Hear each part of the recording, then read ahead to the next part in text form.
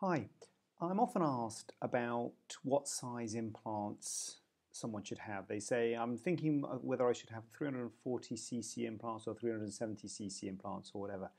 And I'm often trying to get over to my patients the importance of the shape and the profile of the implant and the size of a patient's frame. And when you take into account all those things, you realize that you cannot give an answer. When someone says, should I have the 340cc's or the 370cc's? Which one should I have? You cannot give an answer based on size alone. And in fact, when looking at breast implants, size is the least important aspect of the algorithm when I'm looking at implants.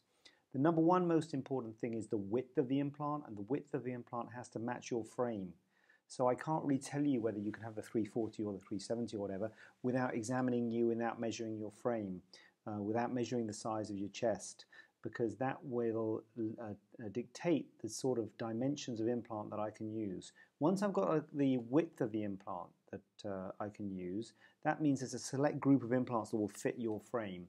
The next thing we need to look at is the shape of the implant and the profile of the implant. And those two things are crucial and critical and not something that people talk about. They all talk about the volume, 340, 370, but they never talk about the shape or the profile. Not never. They don't very often talk about those things. Shape means whether it's teardrop in shape or whether it's round in shape. Those are the two main shapes. And profile's critical. So not all implants are the same. See these two implants? This implant's a higher profile than this one. It sticks out more. And so for a given width, the higher profile implant will give more projection. And this is crucial because sometimes if someone comes and says, listen, my friend's got 250cc implants and she looks fantastic, can I have 250cc implants? Well, your friend might be quite wide, and so she might have a 250cc implant that's got quite a low profile.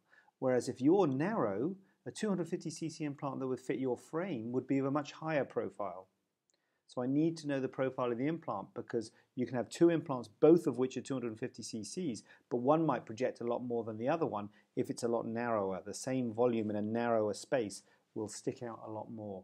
And so the profile is crucial. And so you need to look at the shape of the implant and the profile of the implant.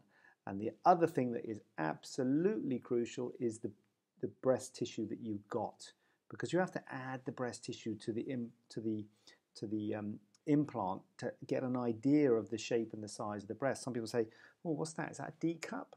It's not. It's not any cup. It's whatever it is. It's a 460cc high-profile round implant.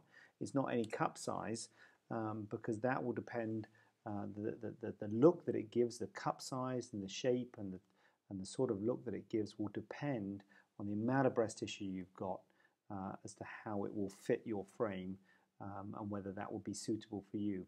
So I don't want to be evasive, but it's actually very hard to say whether you should have the 340 or the 370cc implant because there's a lot more to it. And I would encourage you to really think about the shape and the profile of the implant, and that is why a consultation is what you need, because you need to be examined, and these things you need to go through these things with your surgeon to try and get the look that is right for you.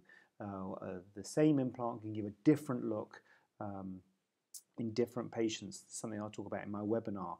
You can get the same implant and give a completely different look in different patients because of their difference in shapes, their frames, and their bodies. I hope that's been helpful, and I hope that you find it useful. Good luck, and remember, the size isn't everything.